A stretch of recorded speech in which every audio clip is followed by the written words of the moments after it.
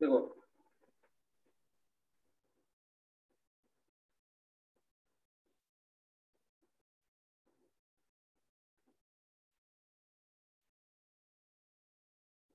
ठीक है, तो एक बार मैं आंसर लिखने दो, फिर मैं आपको अगला बताता हूँ 20 क्वेश्चन। हम बात करें क्वेश्चन नंबर 19 की, तो अभी हमने देखा कि यहाँ पर जो है टोटल पॉसिबिलिटी थी 6 और फेवरेबल थी 2। तो पहले तो आपको हर बार फॉर्मूला जरूर लिखना है। प्रोबेबिलिटी का जो फॉर्मूला है आप लोगों ने पढ़ा है, नंबर ऑफ फेवरेबल आउटकम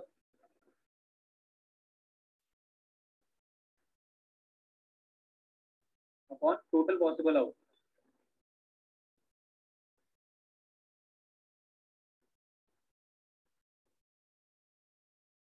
ठीक है, और जहां पर जो इवेंट की बात करता हूँ, तो इवेंट है event of getting a. First part में हमें क्या निकालना है, हमें ए निकालना है। ठीक है, तो हमने इवेंट बता दिया। और प्रोबेबिलिटी के में देखो ए कितनी बार आ रहा है, 2 बार आ रहा है। और टोटल कितनी आपके अल्फाबेट अवेलेबल है, वो 6 अवेलेबल है। तो आंसर हो जाएगा 1/3, जो कि आप लोगों ने मुझे पहले ही बता दिया था। सेकंड जो है, अब इवेंट चेंज हो गया, अब मुझे क्या निकालना है, इवेंट ऑफ गेटिंग डी। तो इस तरीके से आपको अपना प्रॉपर आंसर देना है। ठीक है ना, पेपर के अंदर आपको इस तरीके से अपनी स्टेटमेंट लिखनी है। और डी कितने टाइम है, सिंगल टाइम है, आउट ऑफ कितने अल्फाबेट, 6 अल्फाबेट। तो आंसर हो जाएगा 1/6। अब हम बात करें क्वेश्चन नंबर 20 की। देखो जरा, तो फॉर्मूला तो सेम ही रहेगा, प्रोबेबिलिटी तो निकाल रहे हैं, तो प्रोबेबिलिटी का फॉर्मूला वही रहेगा, number of favourable outcome upon total possible outcome. ठीक है, आप वहां पर फॉर्मूला लगा देना। अब पूछ क्या रहा है, what is the probability that it will land. अच्छा शुरू से पढ़ते, suppose you drop a die. आपने एक डाई फेंका कहाँ पर, इस रेक्टेंगुलर रीजन में, इस रेक्टेंगल के एरिया के अंदर आपने डाई फेंका। तो कह रहा है what is the probability that it will land inside the circle with diameter 1 metre. कि ये जो है डाई ना जाके सर्कल के अंदर ही लैंड करेगी। देखो अब यहाँ पर टोटल एरिया कितना है, देखा जाए तो टोटल एरिया जो है आपका रेक्टेंगल का है। ठीक है ना, टोटल एरिया जो है क्या है, रेक्टेंगल जो है, एरिया ऑफ रेक्टेंगल है। और एरिया ऑफ रेक्टेंगल का फॉर्मूला क्या होता है, L/B होता है। यहाँ पर 3 × 2 करोगे 6 मीटर स्क्वायर आ जाएगा। और फेवरेबल एरिया क्या है, हमें डाइस कहाँ चाहिए, सर्कल के अंदर चाहिए। Yes sir. और सर्कल का एरिया का फॉर्मूला क्या होता है, पाई स्क्वायर। Pi square.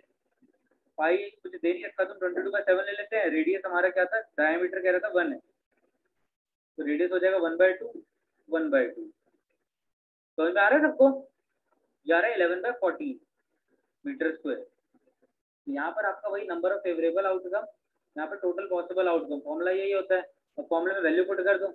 हमें चाहिए डाई, जो है इवेंट बता देना, getting a die in a circular region, ये इवेंट बता दिया आपने यहाँ पर। और आप फॉर्मूले में वैल्यू पुट करो आप, कि फेवरेबल है 11/14, हमें इसके एरिया में चाहिए। और टोटल एरिया कितना है, 6। तो 11/14 अपॉन 6।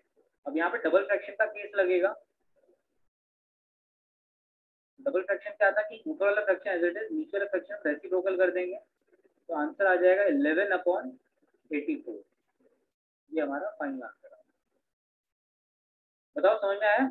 और मीटर स्क्वायर कट जाएगा हमारा, सॉरी मीटर स्क्वायर नहीं आएगा, क्योंकि प्रोबेबिलिटी की कोई यूनिट नहीं होती। ये मैंने गलती कर दिया यहाँ पे, ये हटा दिया। तो आंसर आ रहा है 11/2। पूछो किसी को कोई डाउट है।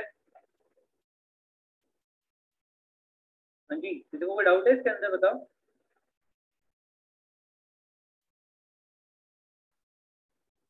No sir. तो मैंने सुना कल आप लोगों ने डांट खाई है, जो साइंस के स्टूडेंट है कैमरा वगैरह लेके, तो आप मेरे में भी देखो कैमरा ऑन नहीं कर रहे। और एक काम आप आज से करोगे, कि जो मैं लिखवा रहा हूँ ना, वो नोट डाउन अगर कर रहे हो तो मुझे इसकी फोटो खींच के भेजना, आपने कहाँ करा है। ठीक है ना, अगर आप सबसे प्रैक्टिस कर रहे हो, नोट डाउन कर रहे हो, तो मुझे क्लास के बाद जो है फोटोज भेज देना इंडिविजुअल।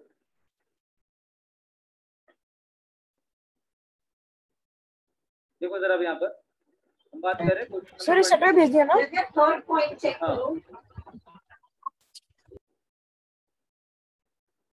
अब हम बात कर रहे हैं क्वेश्चन नंबर 21।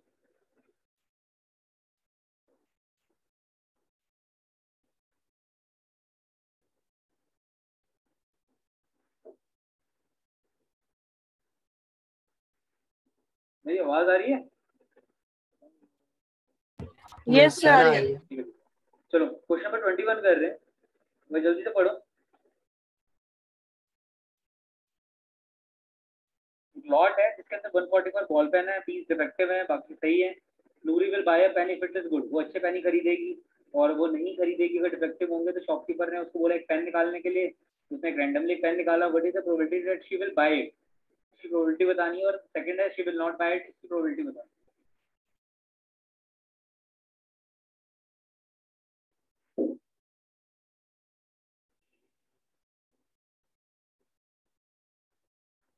हाँ जी बताओ। और क्लास के बाद मुझे सर की तरफ अपनी भेजनी है फोटो, मतलब ये क्या आप कहाँ पे प्रैक्टिस कर रहे हो, कहाँ पे ट्यूशन का काम नोट कर रहे हो। थोड़ा तो मेहनत है, पर मुझे पता नहीं चले कौन कौन करता है, कौन कौन बैठता है खाली। चलो क्वेश्चन नंबर 21 कर रहे हैं, तो मेरे को भव्य का आंसर मिल गया। बाकी शी विल बाय इट की प्रोबेबिलिटी क्या होगी बताओ। सर 1/144। नहीं बच्चे, सही कितने हैं वही सही सर आंसर। 140/20। 124/144 ना। देखो 144 टोटल पेन है, जिसमें से 20 हैं डिफेक्टिव, और बच्चे 124 ही होंगे सही। तो उसने क्या बोला कि वो तभी खरीदेगी जब पेन क्या होंगे, सही होंगे। इस वजह से पहले तो आप वही प्रोबेबिलिटी का फॉर्मूला बताओगे, फिर यहाँ पे इवेंट डिफाइन करोगे, शी विल बाय इट, और फिर उसके बाद फॉर्मूले में वैल्यू पुट करो। वो तभी खरीदेगी जब सही होंगे, तो 124 सही होंगे अपॉन 144, तो आंसर आ जाएगा 62/72, जो कैंसिल होकर आ जाएगा 31/36। क्या है, ठीक है ना। और अब कह रहे हैं वो नहीं खरीदेगी, यानी पेन डिफेक्टिव होगा तभी तो नहीं खरीदेगी वो। बच्चे आपका आंसर आ जाएगा क्या, 20/144, तो आंसर आ यस जाएगा सर। 10/72 यानी 5/36। ये आपका आंसर आ रहा है, ठीक है। अब क्वेश्चन नंबर 22 करने से पहले मैं थोड़ा सा आपको डबल डाइस का लॉजिक बताना चाहता हूँ। देखो अभी तक हमने पढ़ा था एक सिंगल डाइस का केस, जिसके अंदर अगर हम बात करें सिंगल डाइस में, तो 6 की पॉसिबिलिटीज होती थी क्या, या तो 1 आएगा, या 2 आएगा, या 3 आएगा, या 4 आ गया, या 5 या 6, यही 6 पॉसिबिलिटीज होती थी आपके पास। पर जब दो डाइस का केस है, वहां पे जो है पॉसिबिलिटीज आपकी बढ़ जाती है। देखो कैसे, जब आपने दो डाइस उछाला, देखो ध्यान रखना क्वेश्चन के ऊपर, अगर वो बोलता है दो डाइस या थ्रो अ डाइस 2 टाइम, दोनों का मतलब सेम ही होगा, ठीक है ना। क्या कहता है देखो, थ्रो 2 डाइस, थोड़ा साफ कर देता हूँ मैं, थ्रो 2 डाइस या फिर थ्रो अ डाइस 2 टाइम, तो दोनों का मीनिंग सेम ही निकलेगा, आउटकम सेम निकलेगा, सॉरी। थ्रो 2 डाइस या फिर throw a dice 2 time, outcome क्या निकलेगा देखो। क्या पता पहली बार 1 आया हो और दूसरी डाइस में 2 आया हो, या फिर भाई जब आपने एक डाइस को 2 बार उछाला, तो क्या पता पहली बार 1 आया हो और दूसरी बार 2 आया हो। क्या पता ऐसा भी हो सकता है, क्या पता पहली बार डाइस में 2 आया हो, अगली वाली डाइस में 5 आया हो, 6 आया हो, कुछ भी आ सकता है ना। ये बात समझ आ रही है आपको, जब डाइस को 2 बार उछालेंगे तो कुछ इस तरीके की पॉसिबिलिटीज आपको दिखनी शुरू हो जाएंगी। क्या पता एक बार 5 आया हो, एक बार 3 आया हो। तो ऐसे टोटल कितने केसेस बनेंगे आपके हिसाब से, जो हम डबल डाइस उछालेंगे तो टोटल कितने केसेस बनेंगे, सोच के बताओ मुझे जरा।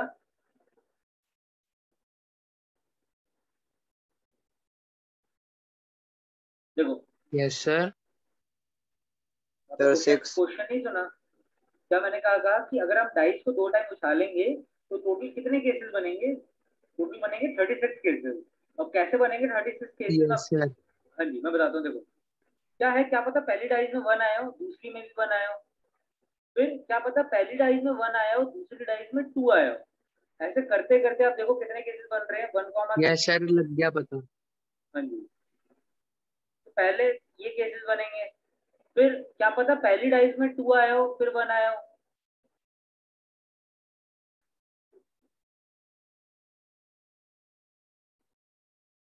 ठीक है।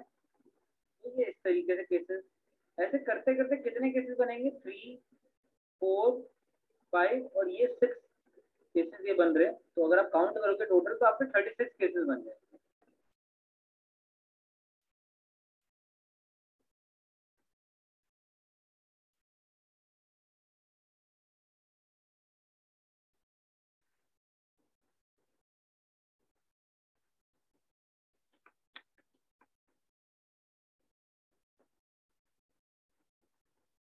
बनाओ एक बार अपनी कॉपी के अंदर ही सारे केसेस, मतलब लिखोगे नहीं, याद नहीं होंगे, लिखो जल्दी एक बार।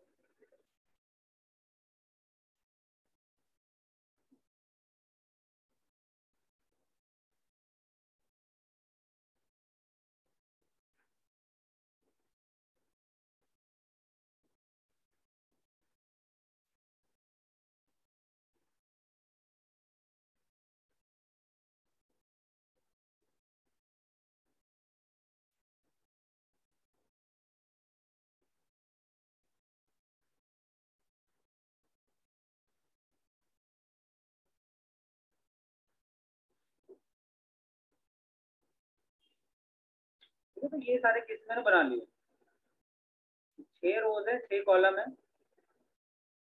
ठीक है। तो टोटल आपके जो केसेस हो गए 36 हो गए। अब इन्हीं के बेसिस पे क्वेश्चन है, देखो यहाँ पर कह रहे रेफर टू एग्जाम्पल 13। तो एग्जाम्पल 13 से चलते पहले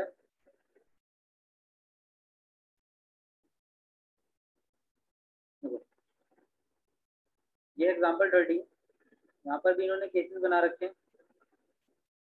क्वेश्चन देखो क्या कह रहा है, 2 डाइस हमने उछाले, एक ब्लू कलर का था, एक ग्रे कलर का था, are thrown at the same time, but write down all the possible outcomes.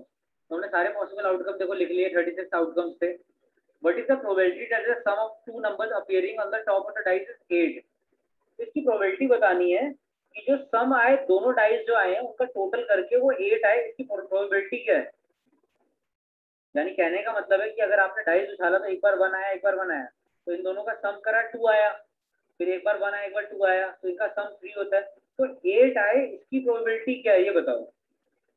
तो आप देखो 8 कितनी बार बन सकता है, कौन कौन से केसेस से आपका 8 बन सकता है। यहाँ पर आपका 8 बन रहा है, देखो 4,4, यानी इन दोनों का सम करोगे 8, फिर 3,5 इनका सम करके 8 बन सकता है, इनका सम करके 8 बन सकता है, इधर 5,3 इनका सम करके 8 बन सकता है, और ये 6,2 इनका सम करके 8 बन सकता है। पहले मेरी बात समझो, क्वेश्चन समझ में आया आपको, क्वेश्चन में चल क्या रहा है। हाँ जी, सारे बताएंगे मुझे क्वेश्चन में चल क्या रहा है, समझ में आया आपको। Yes sir. Yes. Yes sir, समझ आ गया। ठीक है, देखो मैं एक बार दोबारा रिपीट कर रहा हूँ, हो क्या रहा है। सपोज करो हम 2 डाइस लेके खेल रहे हैं, हमारे पास अब 1 डाइस है, 2 डाइस है। अगर मैंने दोनों बार डाइस, मतलब दोनों डाइस को उछाला, तो क्या पता, देखो नंबर जरूरी थोड़ी ना दोनों में सेम आए, एक में क्या पता 1 आया हो, एक में 3 आया हो। तो ऐसे हमने बहुत सारे केसेस लिख दिए यहाँ पे, 36 केसेस, कि ये सारे केसेस बन सकते हैं अगर हम 2 डाइस को एक बार उछालेंगे तो, ठीक है ना, ये 36 केसेस बनेंगे। अब इन केसेस में उसने पूछा कि 8 जो है टोटल बने दोनों का सम मिला के, वो कहाँ है पर, तो जो मैंने येलो शेड करा है, तो ये आपके 8 दे रहा है। अब इसका आंसर कैसे लिखेंगे हम, देखो यहाँ पर पहले तो आप वही फॉर्मूला लिखोगे, फॉर्मूला क्या है, ठीक है। फॉर्मूला बताने के बाद, एक सेकेंड, फॉर्मूला बताने के बाद आप बताओगे इवेंट क्या चल रहा है। इवेंट है कि हमें सम चाहिए, कितना चाहिए, 8 चाहिए दोनों डाइस के ऊपर। और यहाँ पर आप देखो 8 कितने टाइम अवेलेबल है आपके पास, तो ये देखो 1 2 3 4, और ये 5 केसेस आ रहे हैं, 5 केसेस ऐसे हैं, और आउट ऑफ कितने केसेस, 36 केसेस। तो आपका फर्स्ट का आंसर हो जाएगा 5/36, ठीक है ना, समझ में आया। अब ऐसे ही सेकंड केस है, यहाँ पे इवेंट क्या है, event of getting sum of two number 13, ये आपका इवेंट था, बता देना यहाँ पर। अब 13 कितनी बार अवेलेबल है, देखो जरा, 13 मिलेगा भी नहीं मिलेगा, जब दोनों डाइस का सर सम नहीं मिलेगा, not in possible event. Not possible, क्यों, क्योंकि मैक्सिमम टू मैक्सिमम सम कितना मिल सकता है, वो 6 + 6 12 मिल सकता है। तो 13 तो सम आपको मिलेगा ही नहीं। और मिनिमम कितना मिल सकता है बताओ, सम मिनिमम कितना मिल सकता है, 2 डाइस का सम करने का मिनिमम सम कितना आ सकता है, सर 2।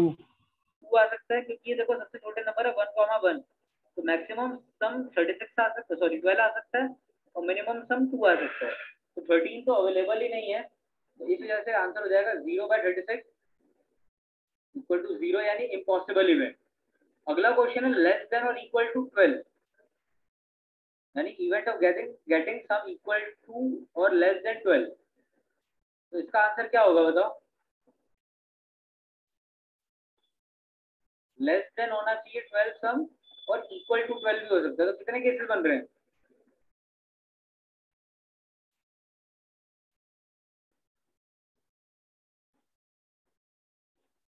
तो इसमें सारे हो जाएंगे ना? सारे ही हो जाएंगे। Yes sir, 36 by 36. सारी हो जाएंगे ना, क्यों कह रहे हैं लेस देन, मतलब 12 से कम। तो देखो 12 से कम तो सारे ही हैं, क्योंकि अगर आप 6+5 भी करते तो 11 आ रहा है, वो भी 12 से कम है, और 6+6 करते तो 12 आ रहा है। तो उसने कहा 12 से कम और 12 हो सकते, तो सारे केसेस ही आ रहे हैं, यानी 36 के 36 केसेस ही आ रहे हैं। ठीक है, तो आंसर आ जाएगा 36/36 यानी 1 आ जाएगा। ये हो गया आपका क्वेश्चन।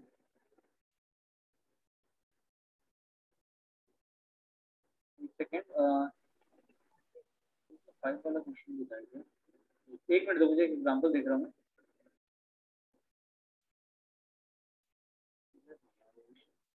चलो देखते हैं आगे। अब हम अपने क्वेश्चन पे जाते हैं, क्वेश्चन नंबर 22 के ऊपर।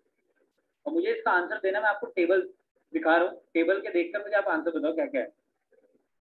फर्स्ट का आंसर 1/36 दे रखा है कि सम 2 आए, तो सम 2 अवेलेबल जो है वो सिर्फ और सिर्फ यहाँ अवेलेबल है। सिर्फ एक ही केस है जब सम 2 आ सकता है, यानी 36 केस में से 1/36। ऐसी सम 3 कितनी बार अवेलेबल है? 2 by 36. 2 बार अवेलेबल है। कौन से 2 बार बताओ जरा, कौन से 2 बार? 1 2 and 2 1.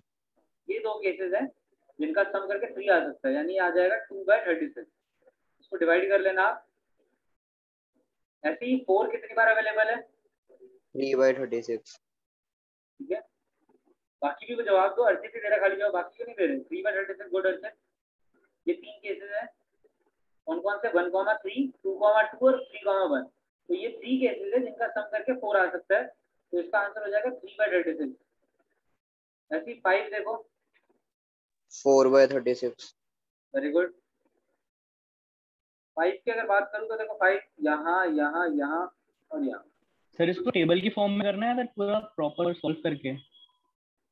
नहीं, टेबल की फॉर्म में करना है ना, टेबल की फॉर्म में करना है। सॉल्व करके कैसे करोगे? मतलब इसको ना डिवाइड भी तो करोगे, जैसे ये कट रहा है ना 2 अंदर 2, यहाँ पे 18 आ रहा है, इस तरीके से फाइनल डिवाइड करके आंसर देंगे अपना। ठीक है ना, फाइनल डिवाइड करके आंसर देंगे। चलो अगला देखो, 6 कितनी बार आएगा? 5 by 36. ये देखो डायगोनल बन रहा है ना, तो ये डायगोनल केसेस है आपके 6 के, तो टोटल अगर केसेस काउंट करते हो तो 5/36। ऐसे ही 7, ये सारे 7 के 6 केसेस by हैं। 36. वेरी गुड, तो ये 6 टाइम है। और अब ऐसे 9 है, ये 4 केसेस हैं। सम 10 आना चाहिए, 3 by 36. 3 केसेस हैं। और 11 आना चाहिए, 2 by 2 केसेस 36. हैं। ठीक है, तो बस यही आपके आंसर। एक बार जल्दी से आप नोट डाउन कर लो कॉपी में या बुक में।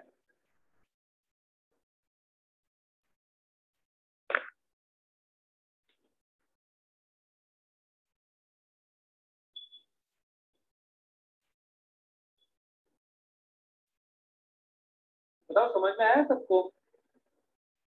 Yes sir. Sir Yes. Sir हम इसमें पर कट नहीं करेंगे? हाँ कट करें, वो बताया मैंने बच्चे इसको, ये तो मैंने अभी डायरेक्टली लिख दिया, और जो कट कर रहे हैं वो कट कर देना है। अगर जो कट हो ओके सकते हैं सर. ना उनको कट कर देना, ठीक है ना, कोई दिक्कत, कट करना है। चलो सेकंड पार्ट में इसके सम कर देते हैं पॉसिबिलिटीज। हाँ, ओके। तो एक मिनट, सेकंड पार्ट में पढ़ने दो। क्या है? Student argues that there are 11 possible outcomes. सिर्फ 11 possible outcomes आ रहे हैं, therefore each of them has a probability of 1/11। ठीक है ना, तो बच्चों ने क्या बोला कि 11 possible outcomes है और 1/11 है।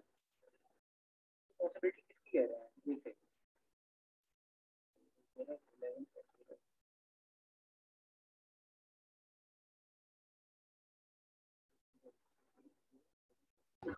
सर की आवाज नहीं आ रही। मैं पढ़ रहा हूँ बच्चे, मैं बोल नहीं रहा कुछ अभी।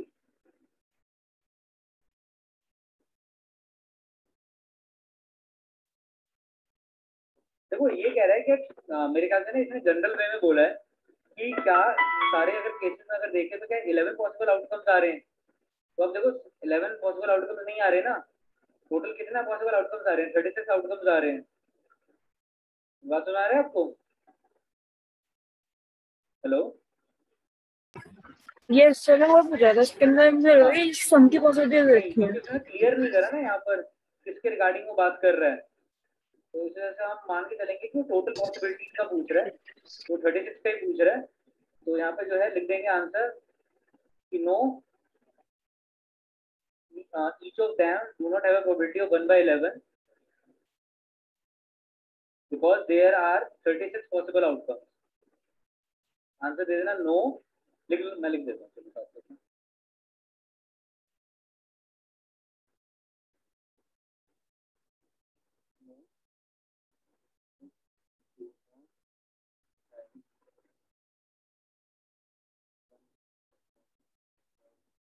Each do not have 11 as a probability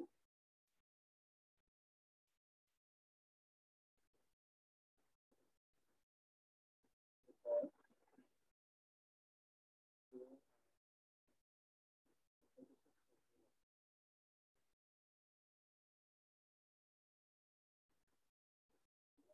outcome ही गलत है, तो ये गलत हो जाएगा। ठीक है, अब इसी से मिलता जुलता ना 24th है, पहले 24th करो ट्राई, 23rd नहीं करना अभी आप बच्चे, आपने 24th करना है, इसी से मिलता जुलता है। देखो क्या कह रहा है, एक डाई को हमने 2 बार उछाला, what is the probability that 5 will not come up either time, कि 5 आपको एक बार भी नहीं मिलेगा।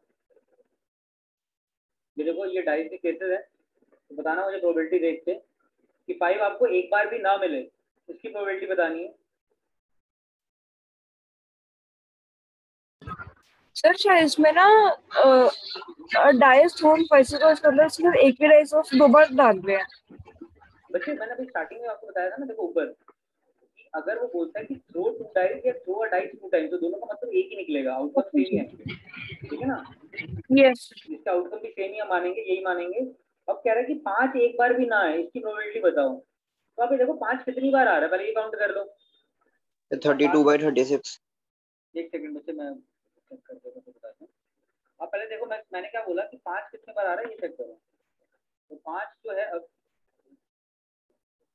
5 अवेलेबल है कहाँ कहाँ, कौन से केसेस है, इस पे जिनको मैं ग्रीन शेड कर रहा हूँ, यहाँ देखो 5 आ रहा है, और ये वाले जो केसेस है यहाँ पर आपका 5 आ रहा है।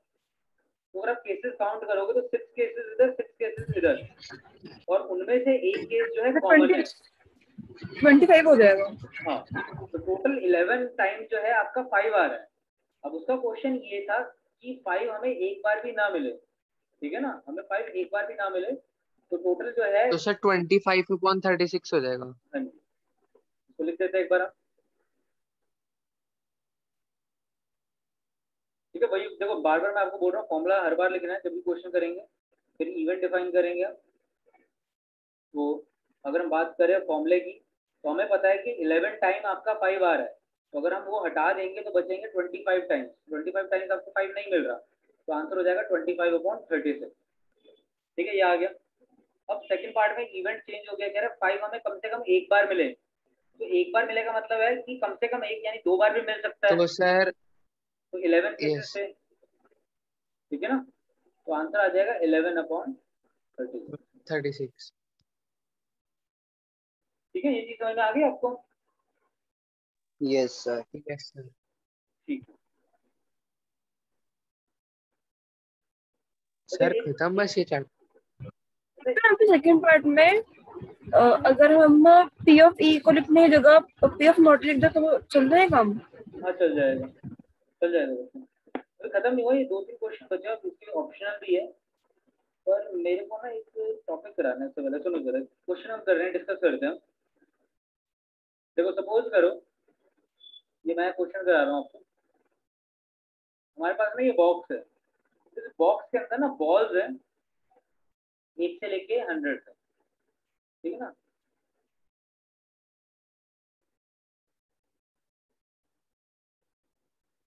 बॉल्स है,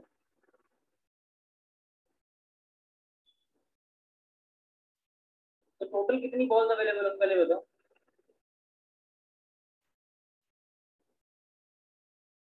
अगर मैंने कहा एक बॉक्स में 1 से लेके 100 तक बॉल्स लिखी हुई हैं, तो टोटल बॉल्स कितनी हो गई, 100 होगी, सिंपल सी बात है। यस अब जो मेन यहाँ पे ना मैंने क्वेश्चन बनाने हैं, देखो अब पहला क्वेश्चन सपोज करो, हमें प्रोबेबिलिटी पूछ रहा है दैट बॉल नंबर, मतलब हमने बॉल चूज करी तो नंबर शुड हैव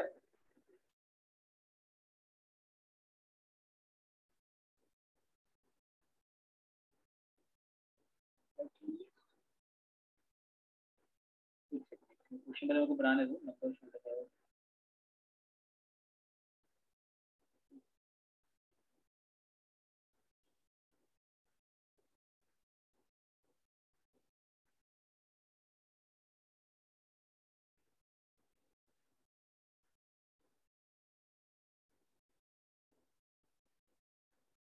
एक मिनट, अभी मैं बोल नहीं रहा कुछ, मैं कल क्वेश्चन लिख रहा हूँ।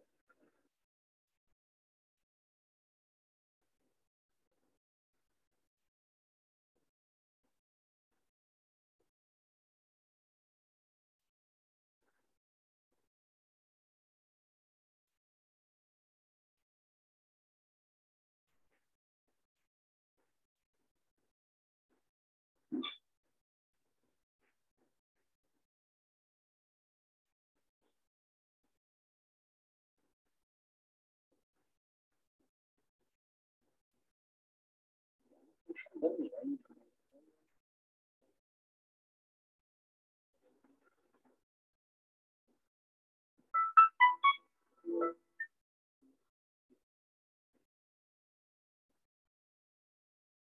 एक सेकंड दो मुझे।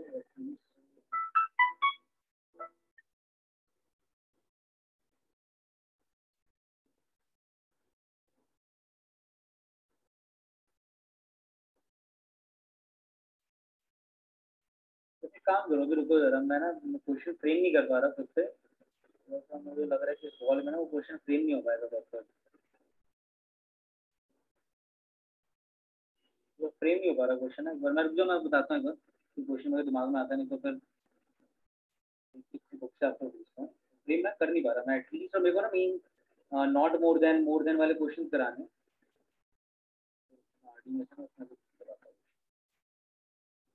तो एक बार 25 क्वेश्चन पढ़ो, तो मैं एक बार क्वेश्चन देखूँ, टाइम नहीं वेस्ट करना। तो आप पढ़ो एक बार, ये रहा क्वेश्चन नंबर 25, पढ़ो एक बार।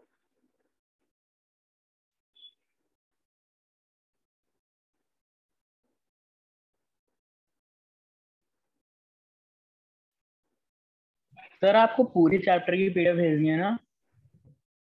नहीं, आज जो कराया उसकी भेज देना, आज जो आप लोगों ने नोट करा वो भेज देना।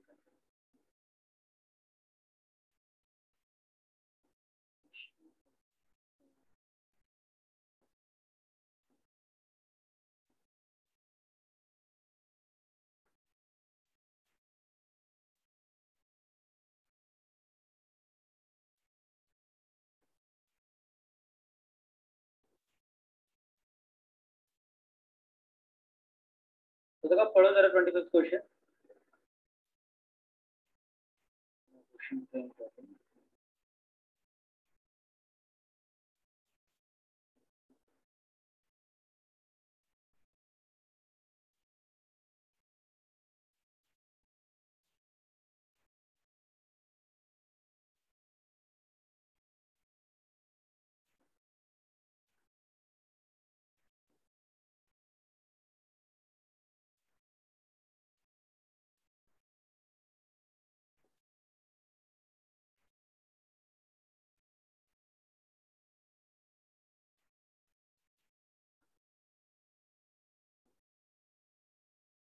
सर फर्स्ट वाला तो फॉल्स है। तो ठीक है, मैंने क्वेश्चन फ्रेम कर तो लिया। चलो ठीक है, मैं डिस्कस करता हूँ।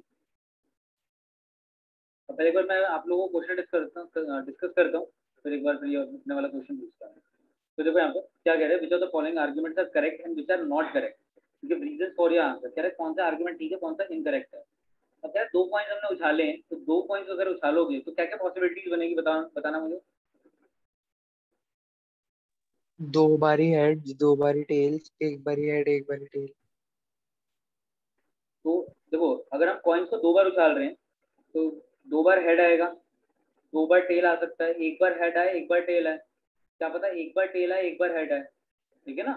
कॉइन्स उछालोगे तो टोटल केसेस कितने बनेंगे, टोटल केसेस बनेंगे 4, ध्यान रखना। ऐसे ही कई बार ना 3 पॉइंट्स का भी पूछ लेता बच्चा, ध्यान रखना। तो उसमें 3 पॉइंट्स के आउटकम याद देखो क्या होते हैं, head head head, tail tail tail. अब पीछे को ना रिप्लेस करते रहो, जैसे हेड हेड टेल, फिर बीच वाले को रिप्लेस कर दिया हेड टेल हेड, फिर आगे वाले को रिप्लेस कर दिया। ऐसे यहाँ पर आप करना tail tail head, tail head tail, और टेल टेल हेड। तो ये टोटल कितने केसेस हो गए? सर मैं लास्ट टाइम लिखा है इसके अंदर टीटीएस में एसटीडी है। टोटल कितने केसेस हो गए? 8। तो ये ध्यान रखना कि डबल जो है पॉइंट वाला भी इंपॉर्टेंट है, 2 पॉइंट्स का केस भी आ जाता है पेपर में, और ये 3 पॉइंट्स का केस मैंने आपको बता दिया। 3 पॉइंट्स का अगर केस आएगा तो ध्यान रखना है कि यहाँ पे क्या क्या केसेस बन सकते हैं, ठीक है। और लिखने का तरीका आपको समझाया कि आप क्या करो, पहले पीछे वाले को रिप्लेस करो, फिर बीच वाले को करो, फिर कॉर्नर वाले को करो। ऐसे यहाँ पे कॉर्नर को करो, बीच वाले को करो, और फिर आगे वाले को रिप्लेस करो। अब यहाँ पर अगर हम बात करें तो 2 head 2 tail and 1 of each, सही बात है, यही केसेस है। कह रहा है therefore each of these outcome probability 1/3, तो कह रहा है सबकी प्रोबेबिलिटी 1/3 होगी, तो गलत हो जाएगा ना। बात तो ये ठीक है कि एक है, 2 बार हेड आएगा, 2 बार टेल आएगा, और 1 बार दोनों आएंगे, जैसे यहाँ पर 2 बार हेड 2 बार टेल, और ये जो है 1 बार दोनों आ रहे हैं। और जो आउटकम आएंगे वो क्या आएंगे, इसका आएगा 1/4, इसका भी 1/4, इसका भी 1/4, इसका भी 1/4। तो इसका आंसर हो जाएगा नो आउटकम विल बी 1/4, ठीक है ना। इसको फॉल्स लिखो एक बार। 25 का फर्स्ट पार्ट का आंसर आ जाएगा फॉल्स, आउटकम विल बी 1/4, ठीक है ना। हर किसी का आउटकम जो है क्या आएगा 1/4, क्योंकि टोटली केसेस बन रहे हैं 1/4, इस वजह से। अब अगला केस देखो, अगला केस है डाइस के ऊपर। तो कह रहा है कि अगर हमने डाइस उछाले एक डाइस को, तो ऑड नंबर और इवन नंबर के जो आउटकम की बात कर रहे हैं, तो प्रोबेबिलिटी ऑड नंबर की क्या 1/2 बनेगी? बताओ जरा मुझे, सही है गलत है? ट्रू है। क्यों? क्योंकि टोटल आउटकम जो होते हैं वो 6 होते हैं, और ऑड नंबर होते हैं 3, ठीक है। या फिर अगर आप इवन की भी बात करोगे तो इवन में भी जो है 3 इवन नंबर होता है आउट ऑफ 6, तो आंसर दोनों में ही क्या आएगा, 1/2 ही तो आएगा। Yes sir. ठीक है ना, इस वजह से इसका आंसर ट्रू हो जाएगा, ठीक है। अब सुनो मेरी बात, एक क्वेश्चन मैंने फ्रेम करा है। सपोज करो ना 10 बच्चे ना हमारे पिकनिक पे जा रहे हैं, हो गए 10 बच्चे, 1 2 3 4 5 6 7 8।